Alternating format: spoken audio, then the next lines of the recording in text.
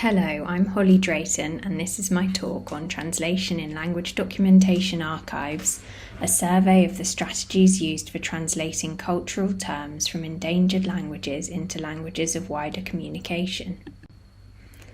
In today's talk, I'm going to explore translating texts from endangered, indigenous or minoritized languages into languages of wider communication, focusing on English, as part of the process of language documentation.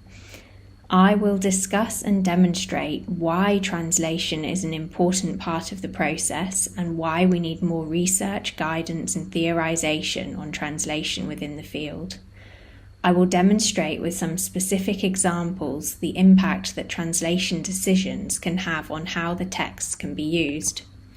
My main goal is to present a convincing case for why our decisions about translation and the quality of translations that are produced matter, and to encourage more attention and development in this area. So why is translation important in language documentation? Well, many potential users of language documentation material will not be able to understand the source language. When we consider the endangerment situation of most of the languages that we're working with in digital archives, where numbers of speakers are reducing, we can see that fewer and fewer people are likely to be able to access the original documented source language. Hence, translation into a language of wider communication is vital in order to facilitate a variety of uses, such as allowing community members to access their heritage languages, creating language learning material and other revitalisation activities, academic linguistic research, and wider access to texts. So for this reason, translation must be high quality so that it can contribute to the creation of multi-purpose documentation materials. When I began to search the literature for guidance and theorisation on translation of language documentation texts, I found very little. For example, where translation is mentioned in language documentation handbooks and other materials, the impression given is that this is a task that must be done, but minimal guidance or theorisation is offered. However, we can look to the decades of research and debate in the field of translation studies to see that translation is a complex activity, worthy of more attention.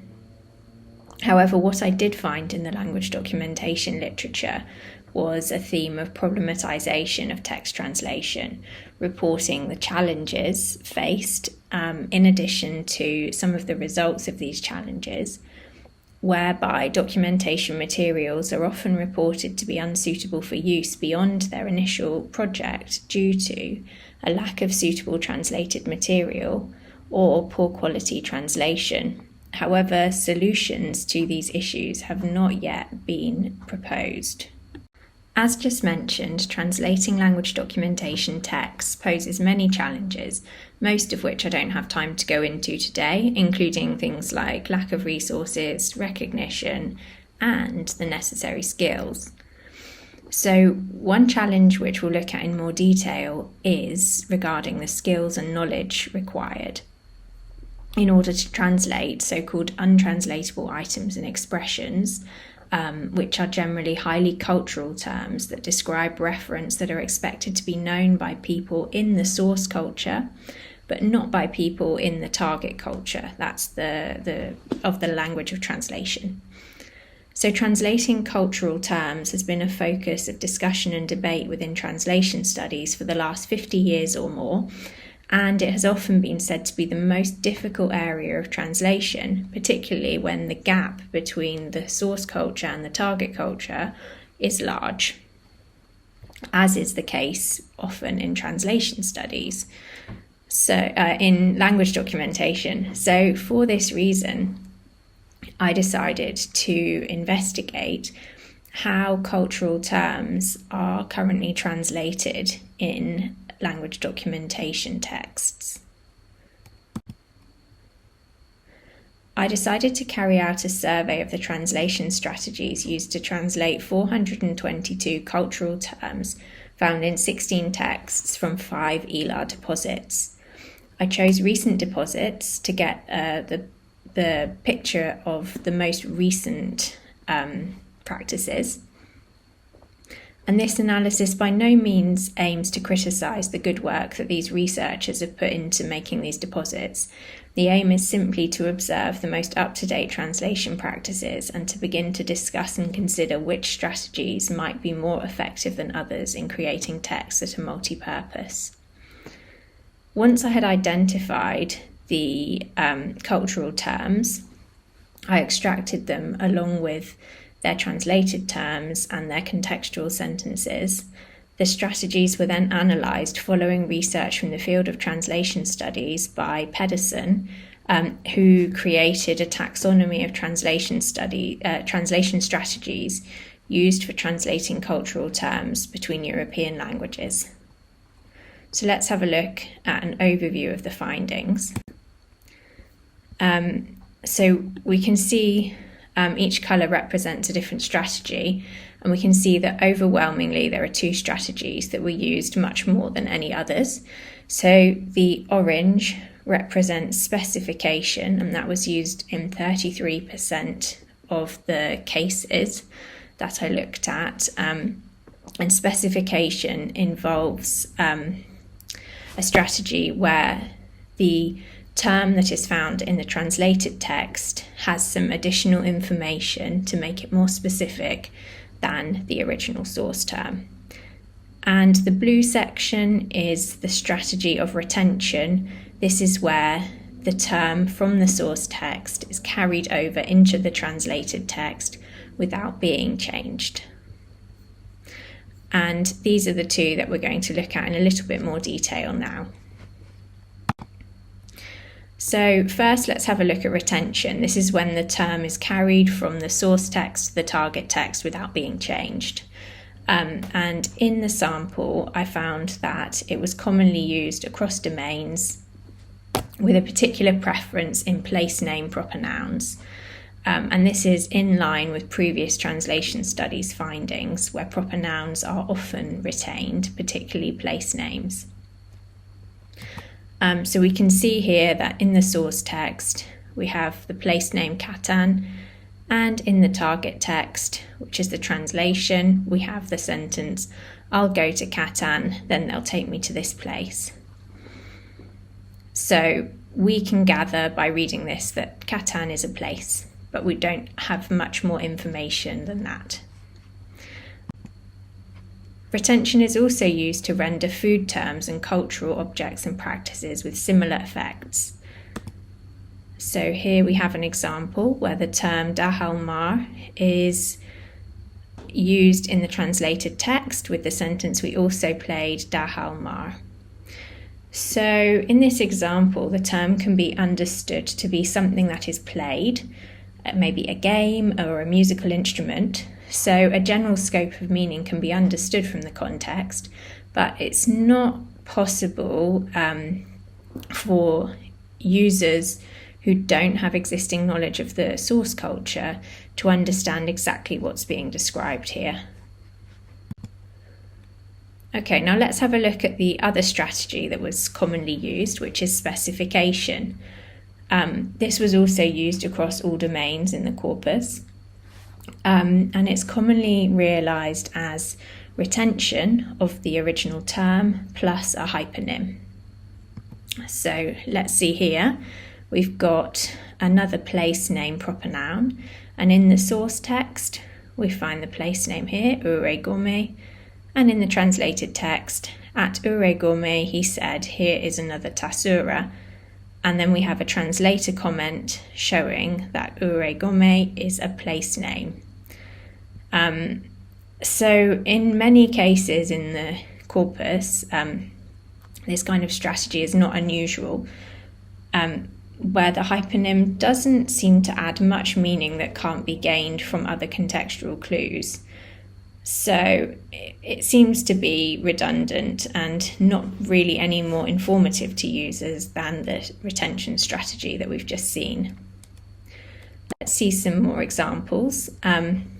We also have examples of specification using paraphrases.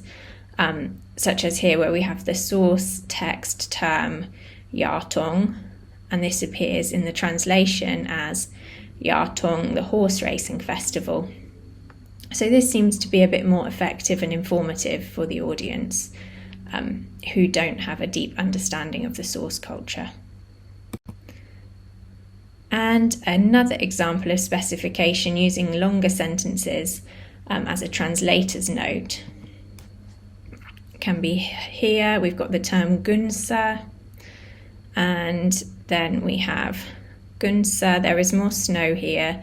Due to that, the elders used to go for Gunsa, and then we can see in the translator note, Gunsa refers to a process or tradition whereby people migrate to warmer locations during winter season. So this translator's note gives quite a lot of information to users of the text who are not familiar with the source culture to really understand what is being described here.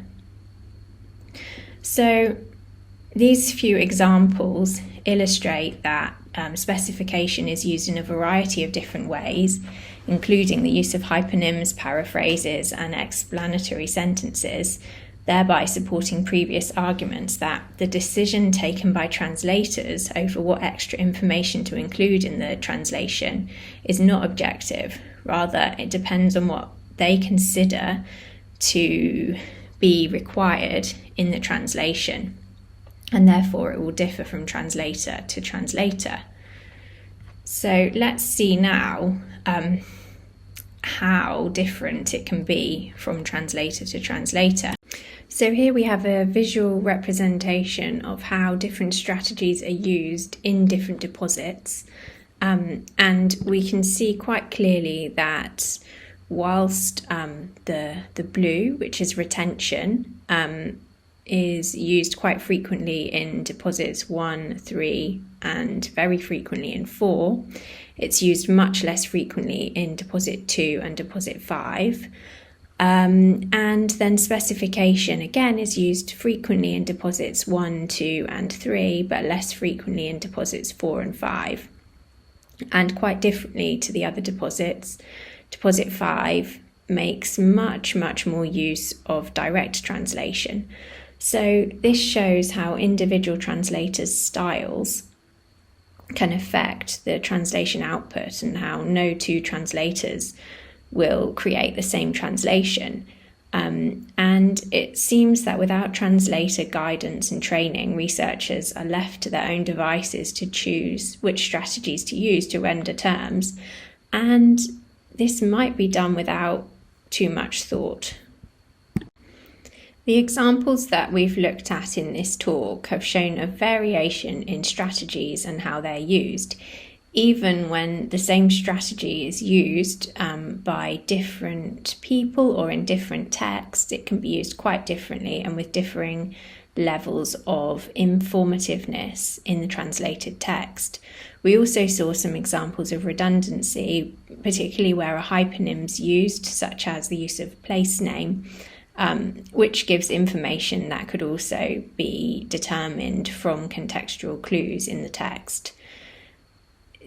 The examples also point to a lack of translation intervention, where the strategy of retention seemed to be preferred, and this might be that due to a lack of translation skills and knowledge. Where a translation seemed difficult, maybe it's more simple and straightforward to retain the term. It also shows that strategies that have been used successfully in European translation contexts might not be so successful in language documentation contexts, and also underscores the effect that individual translators and their decisions can have on how a translation is carried out. So what next? Well, I think we need to conduct more research into translation practices in language documentation in order to determine what makes a good translation in this context. And I would also suggest that we need to think about introducing translation training in field methods.